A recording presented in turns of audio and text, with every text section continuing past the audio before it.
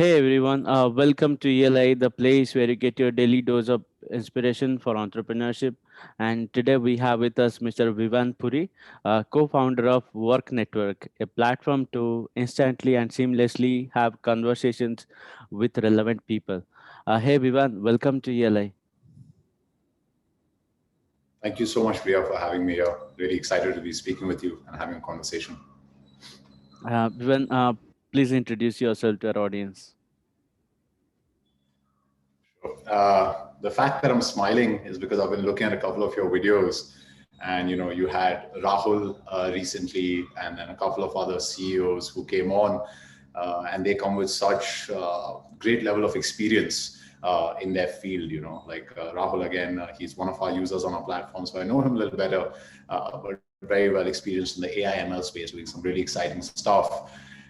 So the reason I'm smiling is I don't have that level of experience that many of the people that have been on this platform have.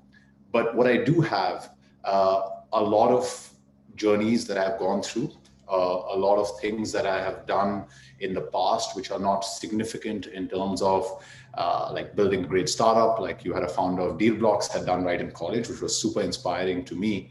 But what I've done, and starting off from there, is I basically went to NYU to pay for a high-priced education that has limited ROI. But over there, I got to meet a diversity of people. One such individual being the founder of Caliber, a fitness startup based in the US. And from him, I got to learn a lot. I got to learn just one quick example of how, despite the personal challenges he was having in his own personal life, he was able to segment that and continue to build out his business. And that was a great learning for me, just to see him go through that journey. Thereafter, I came back to India sometime during college, had the conversation with my parents. Most Indian parents ki, beta kya karoge? Engineering karoge? I said, nee, I'm not that smart. तो फिर doctor बन जाओ. वो भी नहीं, same answer. So going down the totem pole, they said, at least you know how to read and write. You can maybe become a lawyer. So that was the journey through college. So, studied hard in college. Right after that, I got into USC, which is a college based in in the US, to pursue law. But the one right decision I made is the decision to come here and work for a period. And that's when I started doing a diversity of experiences. So I worked in the NGO field as a research associate. After that, I had a brief stint in marketing, where I worked in like offline events for TED. Thereafter, majority of my time was spent in the business advisory and financial field. And that's where a lot of my learning happened, primarily because of the work that I was doing, but also by the people that I met. Just to give some examples, through that journey, I got to meet people that are current investors in our company. I got to meet people that became the first customers of what we built, and so on and so forth. So that's been my experience. Has been a diversity of things that I've done in the past, all of which has, led to the culmination of building WorkNetwork. Now tell us what is Work Network? What you guys are building with Work Network? Sure. Rather than giving the standard pitch, why don't you? We just had a conversation right before starting this. Talk to me a little bit about what you're trying to build, with ELI, and maybe I can try and tell you how Work Network is trying to solve for some of the problems you'll face. Sure. So at ELI, we are building a network of entrepreneurs who can derive value out of each other and out of the network. So yeah, that is the idea. Sure. And what are the kind of learnings that you've had to do? Because I saw your experience, and if I may say, much like myself, but you have gone through a variety of fields. You worked in health tech, you worked in SaaS, and today you're doing a podcast, which is very different. So, what are the challenges you're facing today?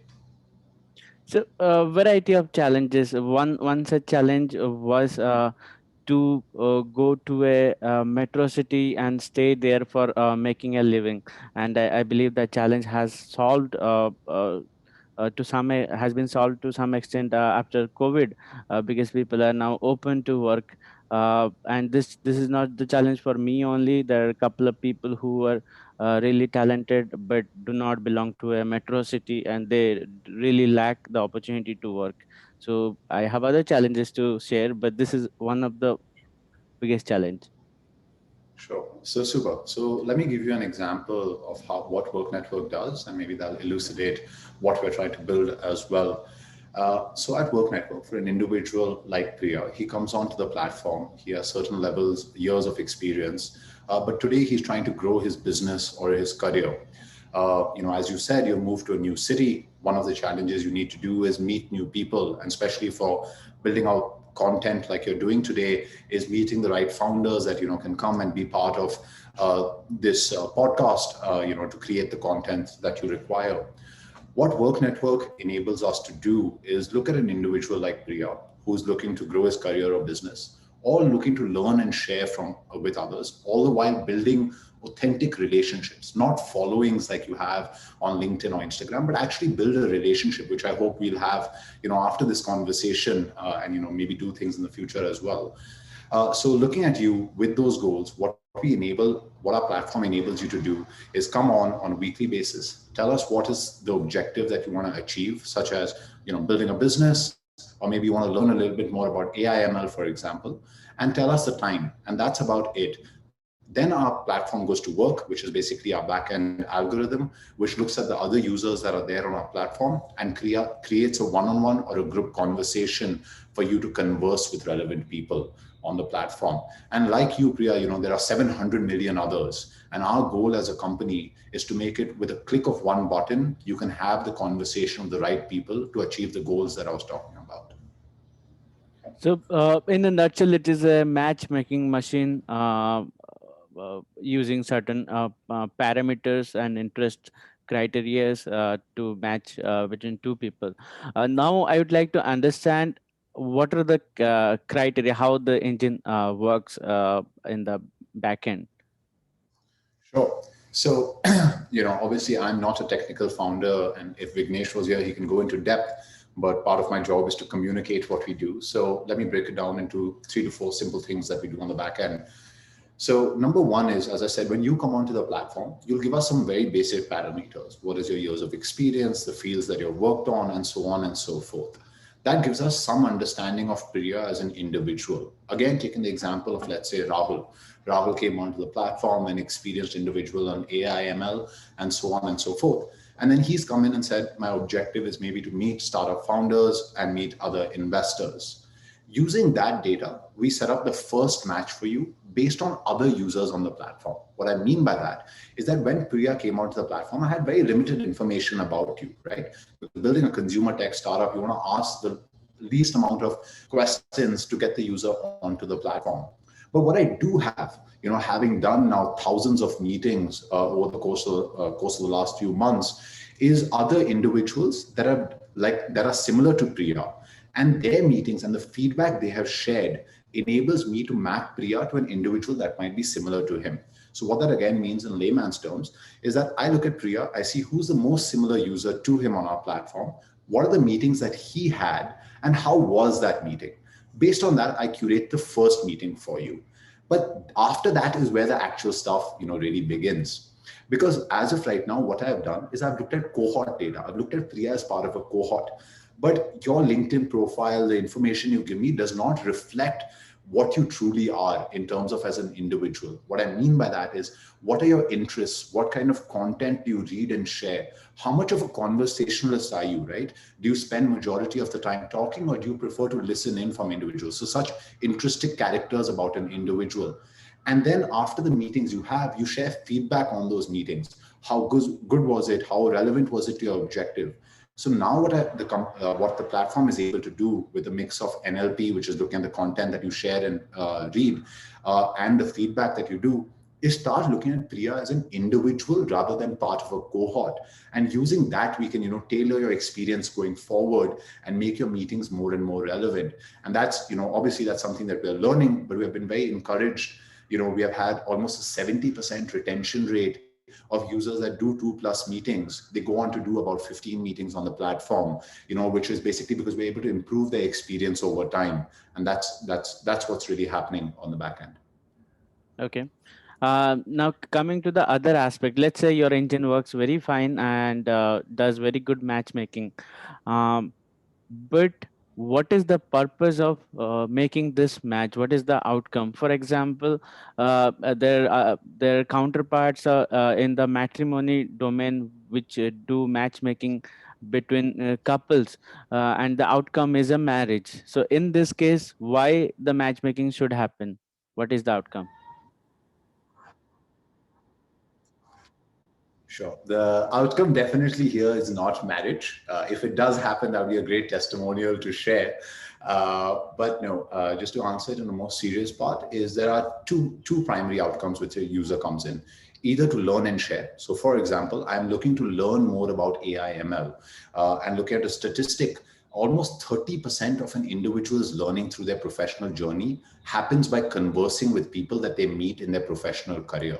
So catering to that. So if Priya came in, he wants to learn about AI ML. Obviously, he will not get matched on day one with Rahul because he's too experienced in the field to be able to share relevant knowledge to you. But you'll get matched with somebody who has the domain experience that can help you understand a little bit more about the field to get more educated. So one part is to either learn or to share the knowledge that you have. And then the second part of it, the second reason as to why people come onto the platform is to for business or career growth. And what I mean by that is, now again, you worked in the sales department at a health tech startup, if I'm correct, and a large part of that for you was to reach out to B2B companies, to tell them about the offering that your company had and make those sales pitches, so to speak.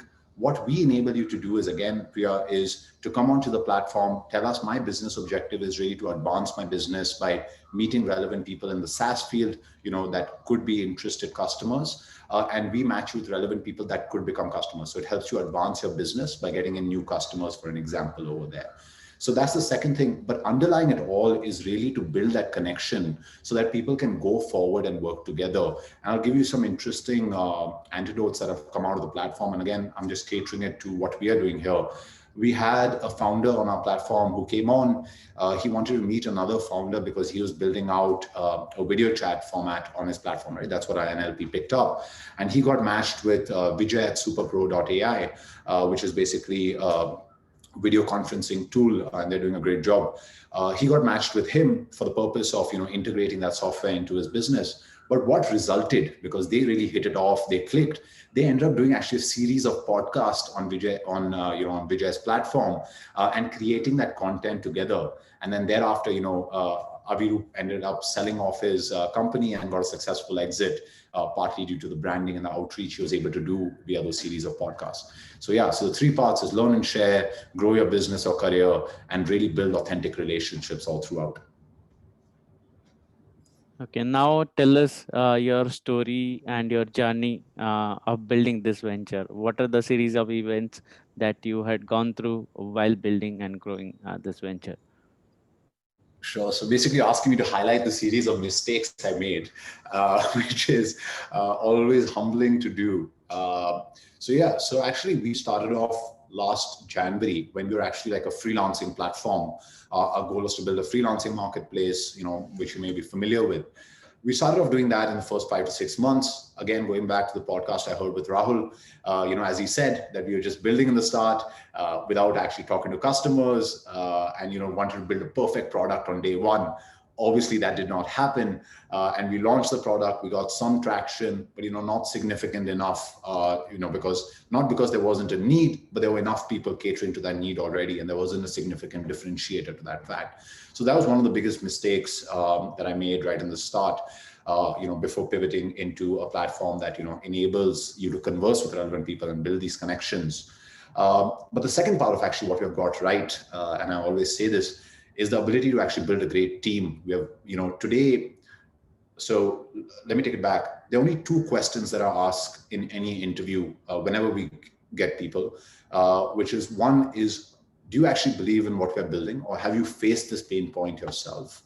And number two, where do you see yourself 5 years from today, right? And if after hearing that response, if either the person doesn't believe in what we're building, or if me as an individual, as a company, cannot help the individual to reach where he or she wants to reach in the next 5 years, then I'm doing a disservice to him or her and to us as a company, because he's not going to be motivated to stick along. And just because of that simple philosophy of asking those two simple questions, I think we managed to build a great team, right? So my thing always is that I'm the intern of the company because I'm the least skilled individual. Alongside me, there's Vignesh, who's a CTO and a co-founder. He actually runs an NGO as well, and he felt the pain points over there. And he came on just because he's motivated, not motivated by financing money or any of that sort, motivated to solve the problem for these 700 million people. We have Abhishek, who came onto the platform, came on to join our company. He came from Microsoft to join us, right? Again, he's a guy that can get any job in the market, whether it's with Flipkart or otherwise, but we're really lucky to have him. And so on, I can keep going forward, right? We have Nishant, Rajat, Yash, and others part of our team, Ram as well. So yeah, so I think the thing that I got wrong was like what Rahul identified, which is building a product without actually talking to customers. What we have managed to really get right is building out a right team that has the expertise that I lack and Vignesh lacks, and are also really motivated by building what we want to build. How did you come up with this idea in the first place? Yeah, so interesting question. So it wasn't that we came up with the idea, to be really honest. What happened when we were building the freelancing platform? As I said, past one of my experiences was meeting diverse set of people at the NGO, at the business advisory, and so on and so forth. And I really enjoyed that. So when we built out the freelancing platform, we got an influx of users of 4,000 users that joined the platform. And me and Vignesh got talking, and we said, this is a pain point we felt that if you can just bring these people together, have these conversations, it could lead to something really interesting. So we tried that out as a beta. We suddenly got a great amount of demand. Like hundreds of users came in the first week, and we had no infrastructure to cater to that, no infrastructure to cater to setting up the meetings, sending out the introductions, or doing any of that because we are a freelance platform. But we were getting demand from these users wanting to actually meet others and have these conversations. And then we just followed along that. We continue to talk to our users. I think that's another thing that, partly because of, Nishant and Abhishek, who are, have such 10 years of experience in building products in the startup space, they told us just talk to users and you'll get what you need to build. So after talking to them, we've been able to refine both the backend, the algorithm part of it, and number two is the consumer tech part, right? When you're building a consumer product, you want to make it super simple for them to use, regardless of what's happening on the backend. So talking to them, managed to build out the product. And that's just been the journey over the last 6 months. And now we've done thousands of meetings on our platform, and it's been fairly exciting for us. When did you think of becoming an entrepreneur, and why did you choose this path? I think you have got good pedigree. You could have joined any big MNC and get paid well. Why entrepreneurship? I never decided that I want to do a startup, right? And like I'm about to make a statement, and Rajat, who's head of marketing, told me that don't make any controversial statements. Vivan, he was like coaching me on that regard, so he was very scared that I'll come on and say those. But nonetheless, I'll still go ahead. Which is, I think it's the biggest mistake. When I talk to some of my friends, they're like, hey, dude, I'll go do an MBA. And then after I do an MBA, I'm going to work for 2 years and then I'm going to do a startup. But my end goal is I'm going to do a startup, right? And perhaps, you would understand this as well because you worked with a few companies and then decided to do a podcast. I don't think the idea of wanting to do a startup, hey, I'm going to become an entrepreneur is the way to do it, or hey, I'm going to become a founder is the way to do it. It's more that you felt a pain point. You felt a pain point that nobody else was catering to, and you wanted to build a product that would help solve that need for you. So again, looking back to myself, what motivates me every day is not the fact that I want to be a startup founder, or that you could lead to a successful exit or any of those kind of things. It's more that, hey, one day I'm going to be able to open my own app. I'm going to be able to click a button, and regardless of the topic I want to talk about, whether that's a news article that I read on the budget coming out, or about looking to meet investors that could potentially invest in my company, with just a click of a button, instantly I could be in a room having that conversation with them and building that relationship. And that's what really motivates me, rather than the fact of wanting to be an entrepreneur, so to speak. So there was no moment where I decided that, hey, I'm going to do this. It was more just I felt this pain point and I decided, that this is what I'm going to solve. How are you funding your operations? When you build a product, there is a cost to building the technology and paying the manpower as well. How are you managing, and how did you manage the finances at the beginning?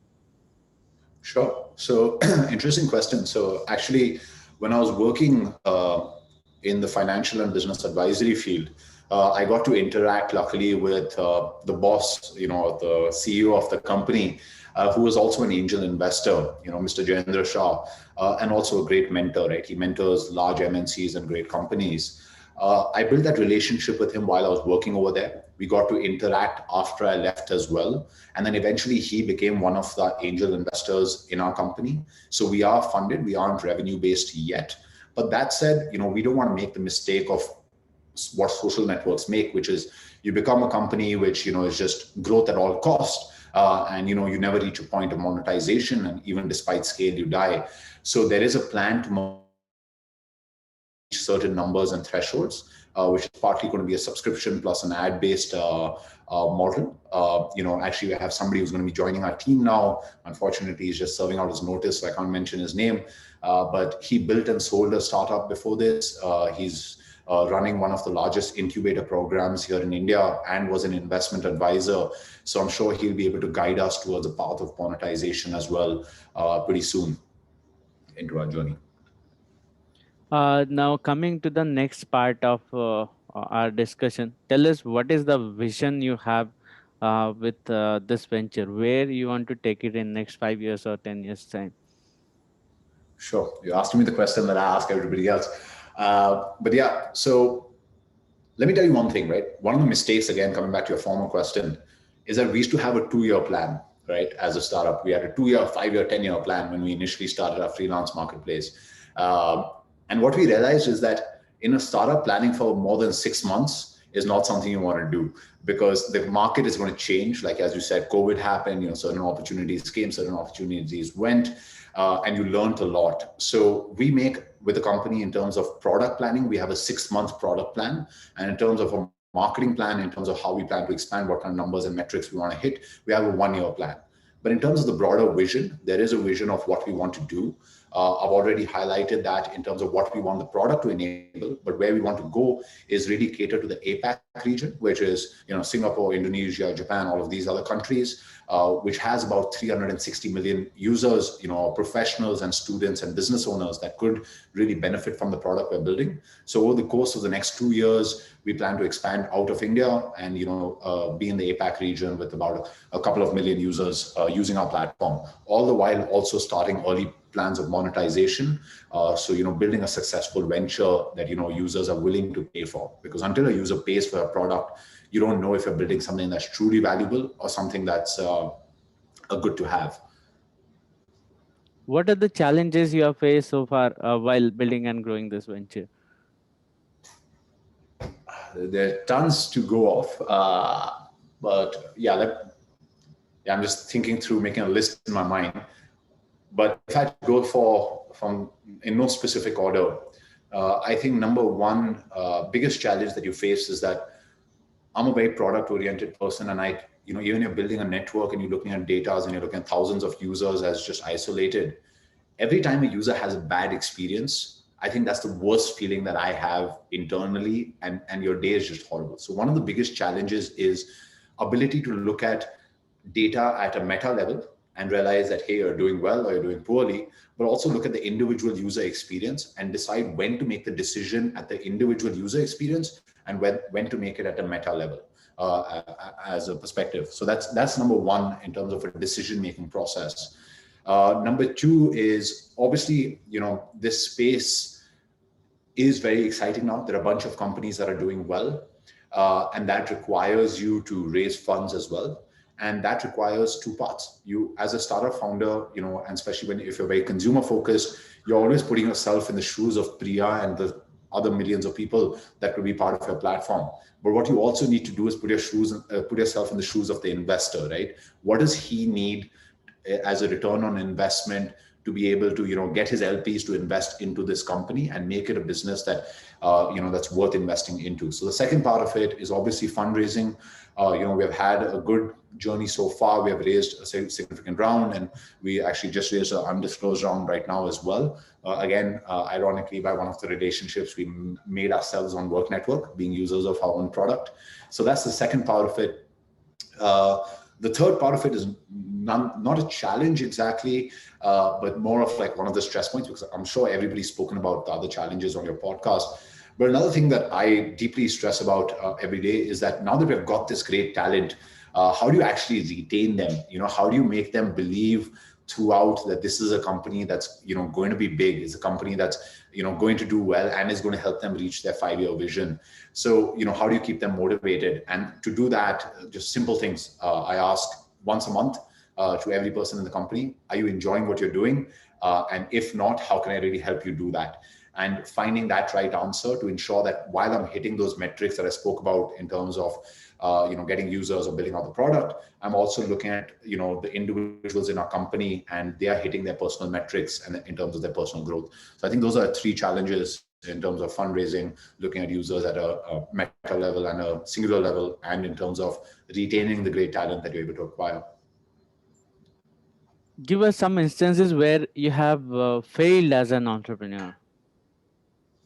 Oh, many. I think we are failing today as well in many parts. You make mistakes every day.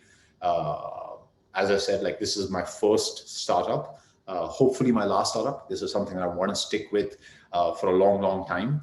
Not something that I'm looking for a quick exit. But yeah, so I think number one is in the initial phases, not talking to the customers when you're building out the freelance marketplace. Number two is sometimes making decisions based on what the market is doing rather than what our company data is telling us to do. So what that means is that as a founder, you sometimes look at a startup that gets heavily funded and you're maybe in a similar space and you're like, hey, dude, maybe I should do something similar to that, even though you don't have data or metrics to back that up. So that would be a second. I think we made multiple of product level decisions which were wrong on that basis. Those are 2 that are coming to the top of my head, and each have individual instances as well over there. Number 3 also, actually, I would say, is that when we were building out the freelance marketplace, we didn't have our initial customers, and we could have probably built out a product without any funding, using Webflow and the other tools that exist. And there is an example of a freelance marketplace that is doing millions of ARR without building out that tech at all. So what we could have done right is not raise funding, actually, when we had the opportunity, got those initial customers, got the initial validation, and then gone about fundraising. Because again, you make a lot of product level mistakes and a lot of market level mistakes as well in that. So I'll say those are 3 primary mistakes. Since you are building a network, can you give me one example of network effect which you have seen in your journey? Yeah. So in terms of network effect, one is again at the data level. We have almost about 55% of users are coming in organically. That means every user that's coming in is referring other users, and we're growing 50% month over month, or our total user base is growing 50% organically. So that's one part of network effects, and that really happens by just giving users a good experience. We have not built out any referral mechanism yet, and we hope once we build that out, make it easier for users to share. That should definitely become accelerate going forward. So that's one example of network effects in terms of the data level of things that we're doing in terms of users coming in. And probably this is my last question to you. Tell us, what are the learnings you have got so far as an entrepreneur which can be taken away by our listeners?